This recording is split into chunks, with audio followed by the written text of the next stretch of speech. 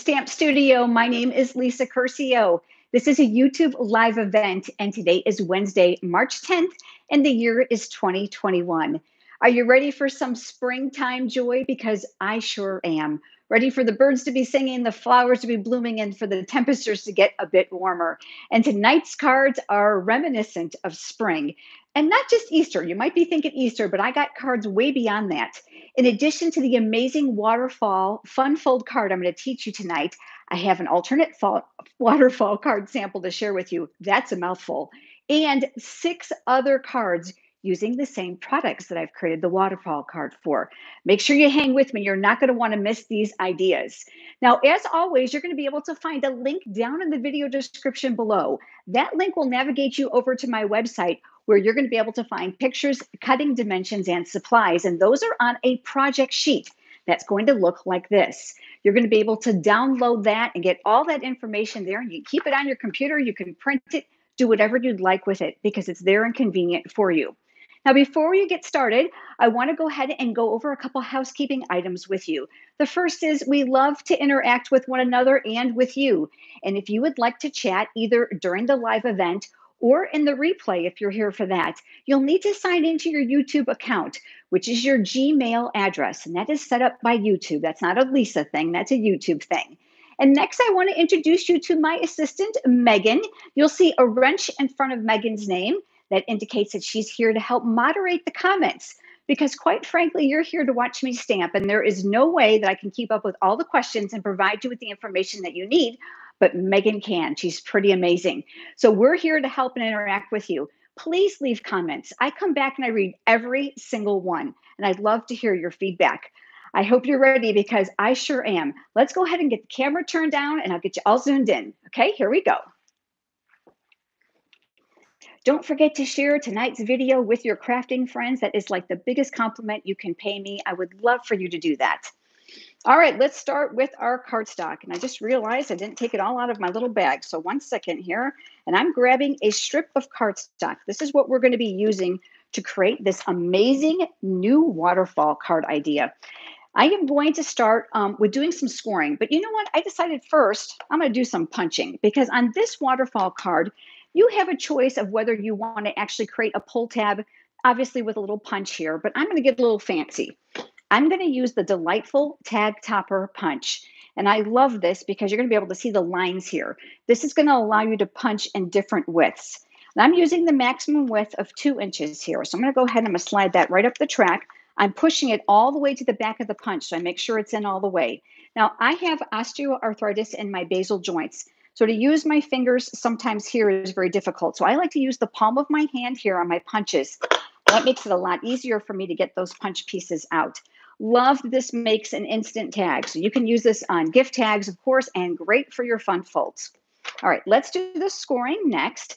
And I've got my trimmer here. Now, the one reason I love this Stampin' Trimmer is because it has both the scoring and the cutting blade kept right on that clear track. They navigate up and down out of the way, so you don't ever have to remove them. There is a plastic coating that's protective over this. You don't have to worry about those measurements ever running off. And I love that straight edge because I don't do too many things straight. So we're going to do several score lines. They're all easy. You're going to notice I'm doing them here on this end that's straight, not on the punched end. So let's start with that first one at 2 inches, and I'm lining that up here, and we are going to score. Then we're going to move over to 2 3/4 of an inch and score, and then 3 1/2 inches. I'm looking to line that up well, and then 4 1/4 inches. All very easy measurements for you. All right, that's all we're going to need this for. I do have some other pieces that I've cut ahead of time. They're super simple. I didn't think I needed to do those with you watching. You're going to want to fold this so that the tag portion is here facing you, and this is going to come down. So the flat part is going to be in the front. I love to use my bone folder to go over those creases because I really, really like those nice crisp creases. I think those are really important when you're making a fun fold card. So I'm going to go over each of these. I'm going to crease them slightly so I can see where they're at, and then I'll reinforce them with my bone folder. This is a great tool. It's a one-time buy, and you'll never be sorry if you like to make cards or boxes. Now, each of these panels is where something is going to be adhered for the waterfall of this card. Now, I've got a lot of pieces already created for you, so we didn't have to go too long here, but I want to talk you through some of the other steps that I'm going to be doing. Let's start by stamping what's going to be the inside here of the waterfall itself. Now, my best advice for you is to stamp it in the center because you're going to see how this panel comes down almost to the end. So let's go ahead and open that up, and I'm going to be using my Memento black ink pad. And I've pulled out a greeting, and this one happens to be for Easter, and of course you can make this card for any occasion whatsoever. Easter is a lovely reminder of new beginnings, and I'll show you the stamp set for this in just a moment. And I'm going to gravitate that here towards the center, and we are going to stamp. I've got my Stamp and Scrub cleaner right off camera, and there is a little butterfly that's part of the stamp set that I love. And I just thought, you know what, let's add that right here. That gives such a great spring feel to it, doesn't it? Now, one of the things I love about the stamp set is the large variation of images. Now, if you take a quick look at it, you might think just Easter. I've got 6 more cards for you using the same stamp set, and you are going to be shocked what you can do with it. So make sure you hang with me to the end of the video. Now, I'm going to add a little bit of color to this, and I'm also going to add some color to the panels of these waterfall images that are here. Let me grab a piece of paper, and I've got these already pre-cut for you. Remember on that project sheet that's downloadable, you're going to be able to find all those cutting dimensions. It's going to make it a lot easier than trying to write them all down tonight while we're live. Here's that lamb image. Isn't this adorable? I love that little crown of flowers. I'm going to go ahead and ink that up on my Memento pad. And then you're going to see that this image is larger than my square, but that's okay. We're going to gravitate on the real fun part of the head. Let's go ahead and push that one off to the side. And then I'm going to move over to my next image.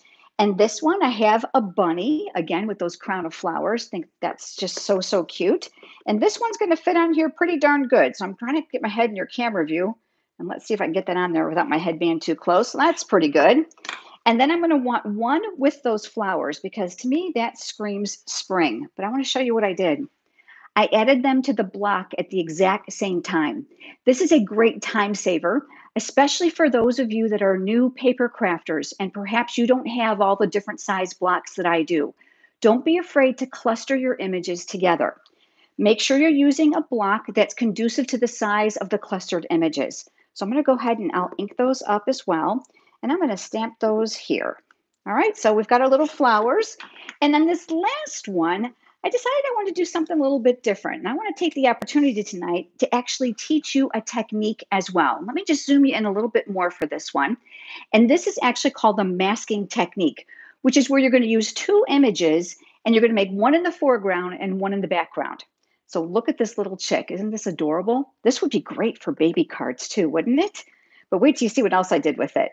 We're going to stamp that one down here in the lower right-hand corner. And then I decided I wanted to add an Easter basket. But I knew that if I added my Easter basket, it was going to cover my little chick. So I thought, okay, great. This is a great opportunity to do masking. This is a Post-it note.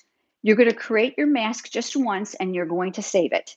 The sticky edge is here at the top. And I want most of my image to be on that sticky edge. So I'm going to turn it sideways here. I'm going back to my chick image and I'm going to stamp that as close to that sticky edge as I possibly can. Now, this is where you're going to need your scissors. And if you're thinking, oh no, it's not hard because I have a cheat method for you. It's very, very important that you actually cut right on the stamped lines. Look, I'm not even bothering with the legs, okay? We only need part of this. You're going to cut it out right on that stamped line, the very best that you can. Now, I'm going to show you right here in my stamp case. I actually did one before you joined me. And I saved it. And I leave it right here in my stamp case so that I can use it over and over and over again. But you get the idea on how it's cut. So I've got that one already cut. And let me show you what I did. I left this larger so that it would be an area for me to hold onto. I'm going to cover up the chick. So remember, you need to make the mask for the image that's going to be in the foreground, the one that you don't want stamped on top. So here we've got the Memento ink. Here comes my cute little Easter basket. Let's ink that up. And then we're going to stamp that here. I'm going to move that back just a little bit. All right. Now what you're going to do is you're going to give it just a second to dry. My ink is pretty good and dry. And I'm going to remove my mask. And there you go. You've got your 2 images and they're staggered.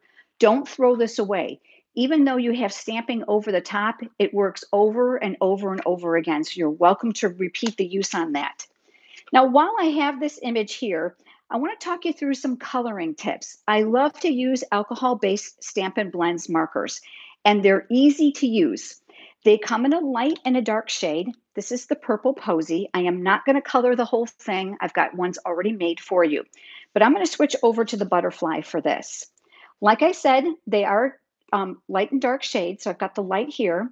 They are dual-ended as well. So you can choose the tip that's easiest for your hand. What I'm going to do is I'm going to start with that chisel tip because this is a small little area here. And I'm going to color this in. I'm just going to make it light. This is exactly like you would use any other marker.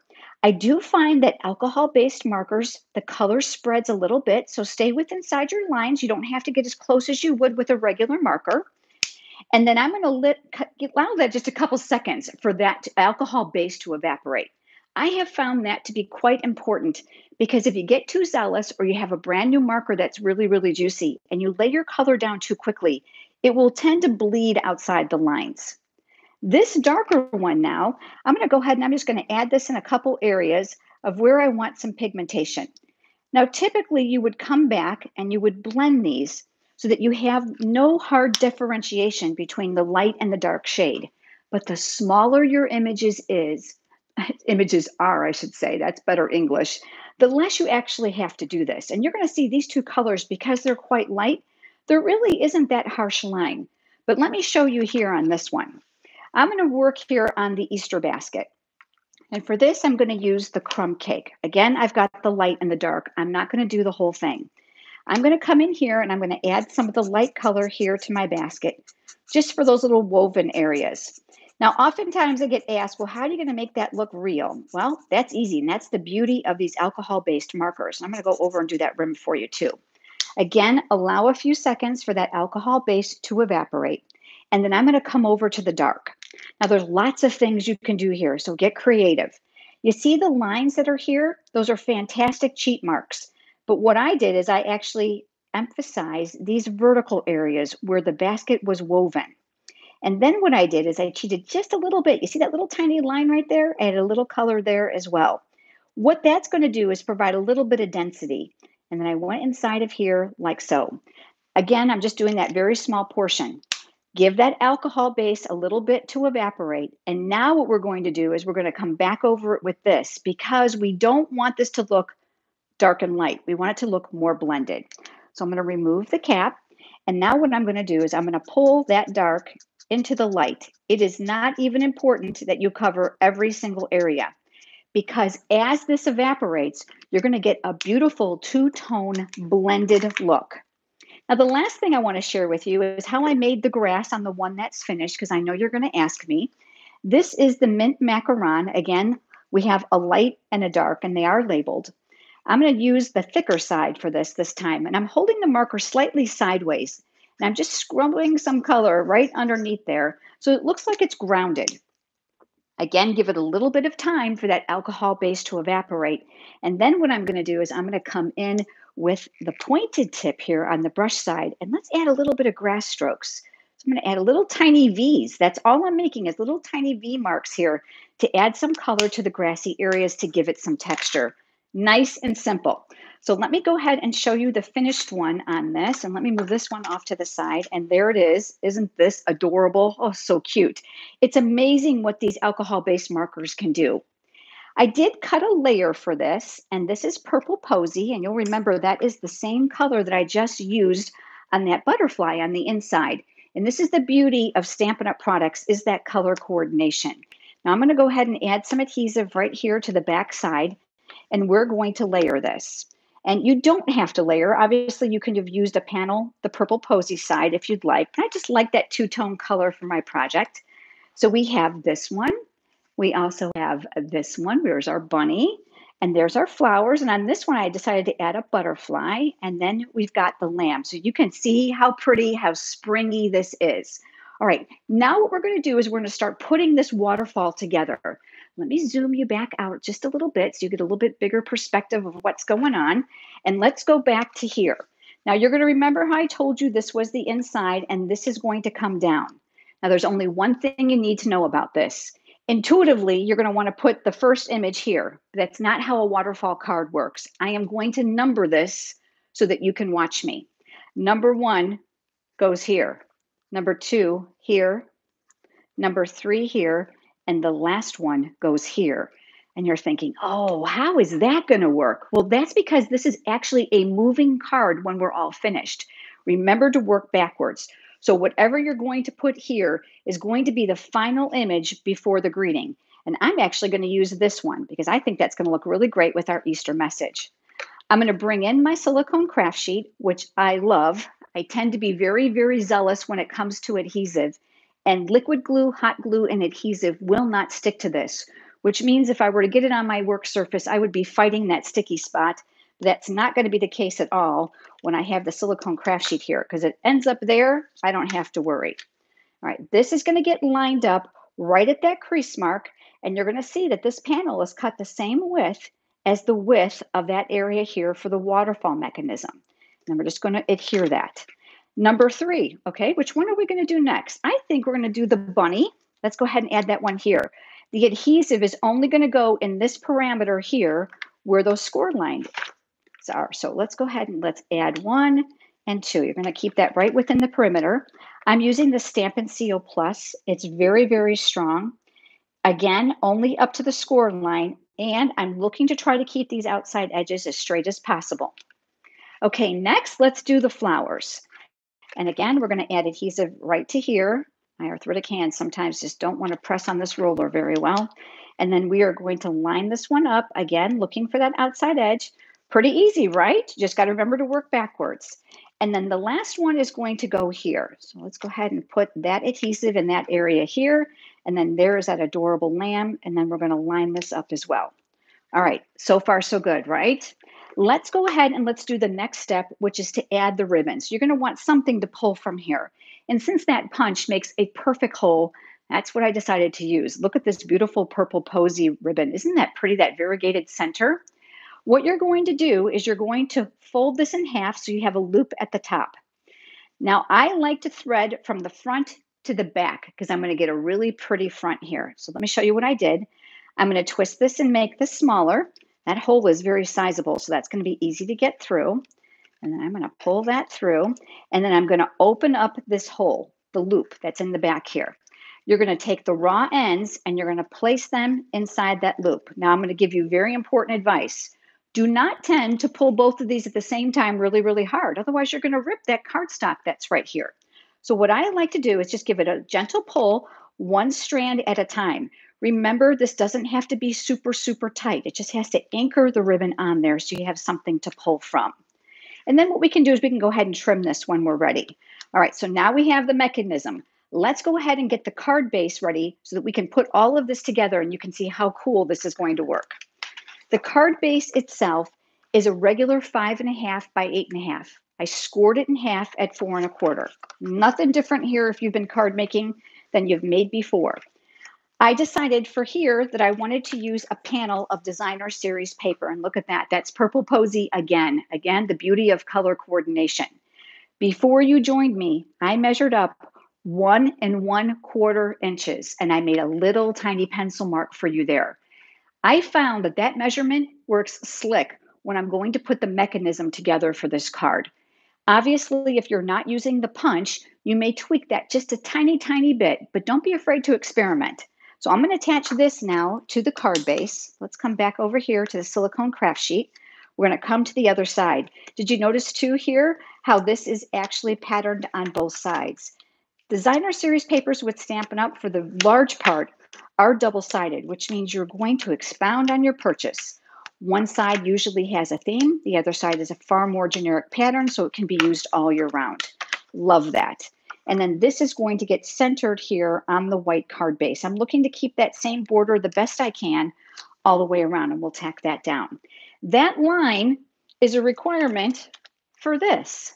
This is actually all that's holding that whole waterfall thing in place. And you're probably thinking, no way, but it works great. So let me show you what I do.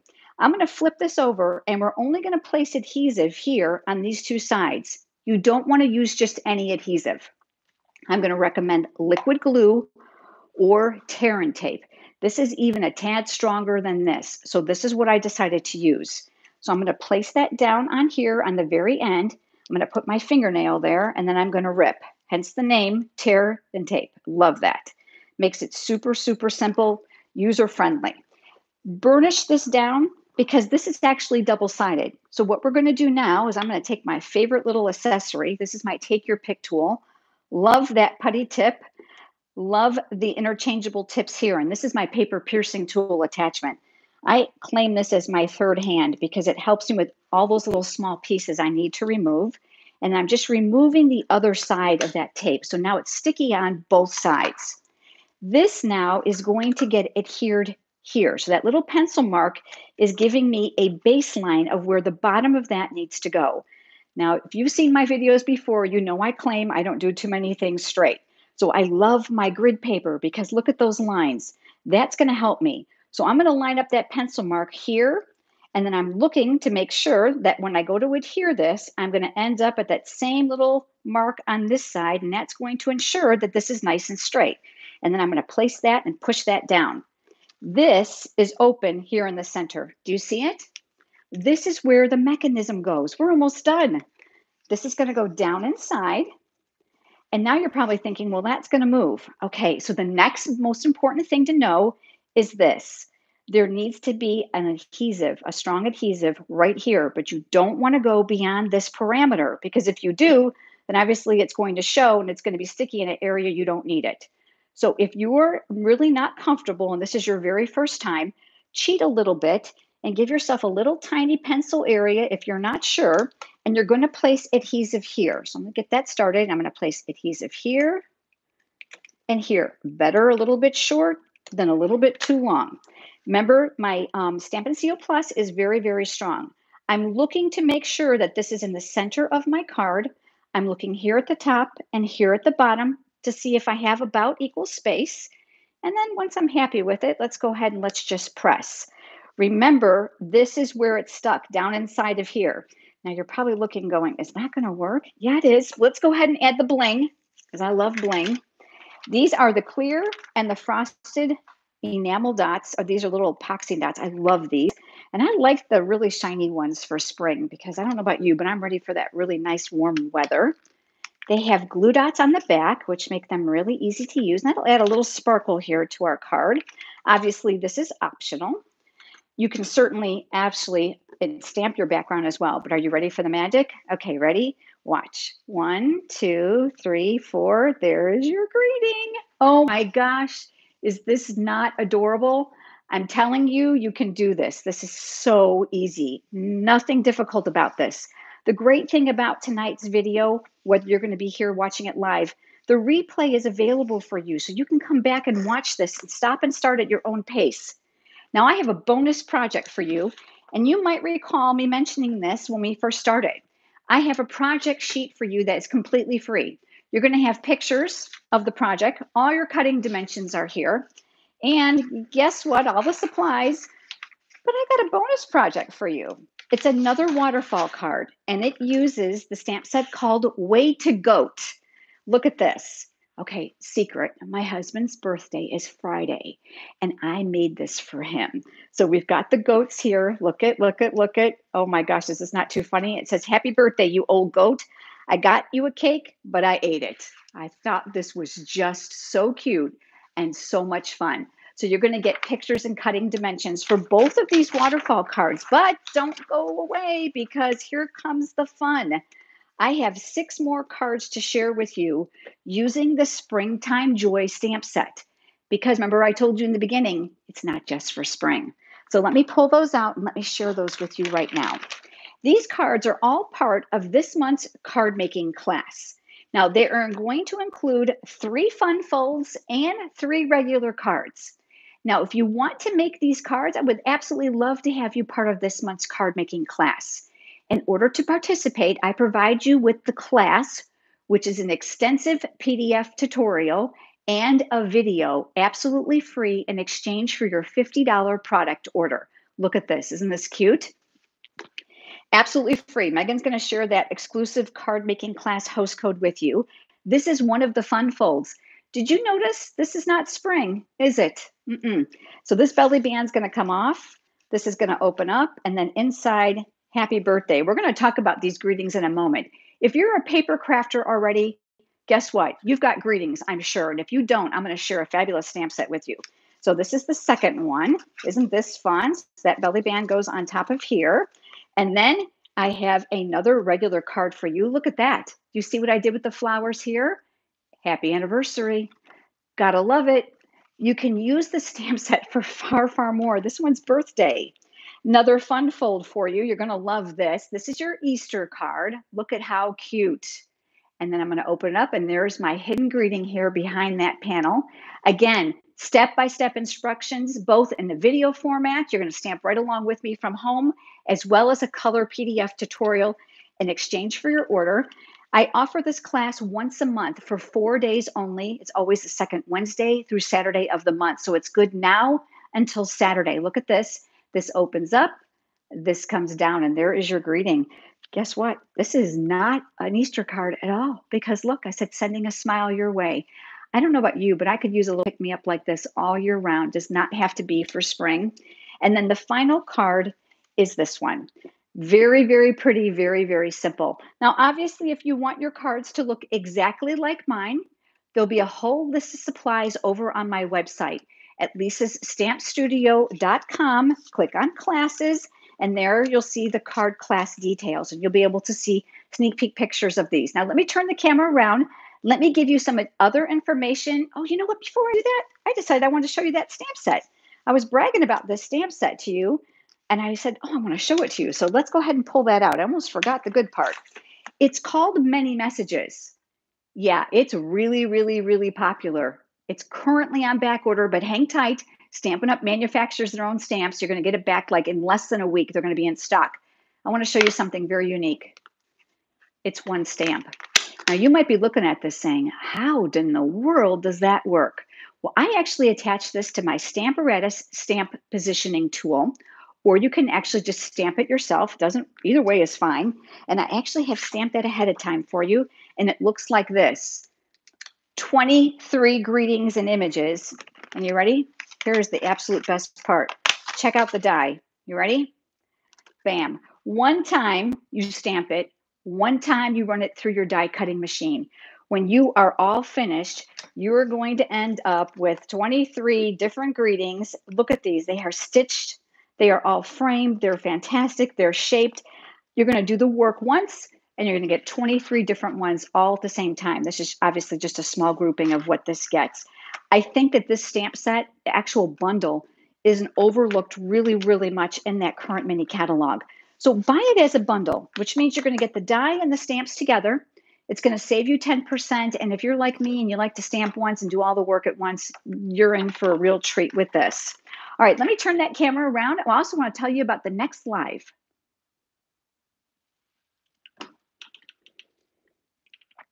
I hope that you enjoyed those. It's so much fun. The monthly card making class allows you to try new cards and new color combinations and layouts that you may not have experienced before. And I absolutely love presenting it for you. So make sure you head over there and get all the information. I would love to have you join us. Again, 4-day ordering period. But 2 things you need to know about the card class. Number 1, if you happen to have a huge order, like you want everything like I do, and it happens to be $150 or more in product, don't use that exclusive card making class host code, because Stampin' Up! Is going to also provide you with extra free product rewards. I know it gets better. In addition to my card making class.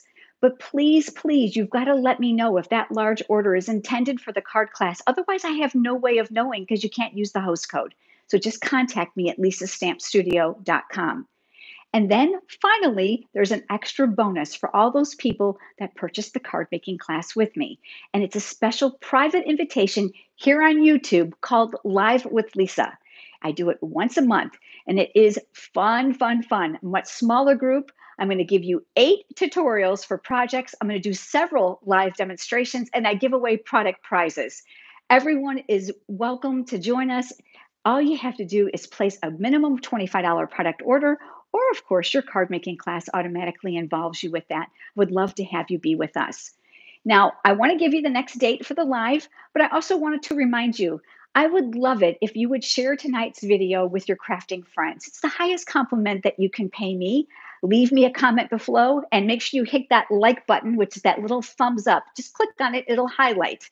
That certainly helps us to keep content free here on YouTube for you. And I love being here with you. I'm coming back with you in just a few more days, and you're not going to want to miss this card. It is so different. I think you're going to be wowed. It's going to be, I'm looking at my calendar, it's on Monday already. We're going to be back on March 15th. It'll be at 8 p.m. Eastern Time. So I hope you'll write yourself a little note, or better yet, hit the subscribe button and click the word all next to the word to the next to the little bell icon so you'll get notification reminders so you don't have to write it down. It's even better yet. Thank you, Megan, so much for your hard work tonight. I look forward to seeing you all with me on Monday. I hope you have a fabulous weekend.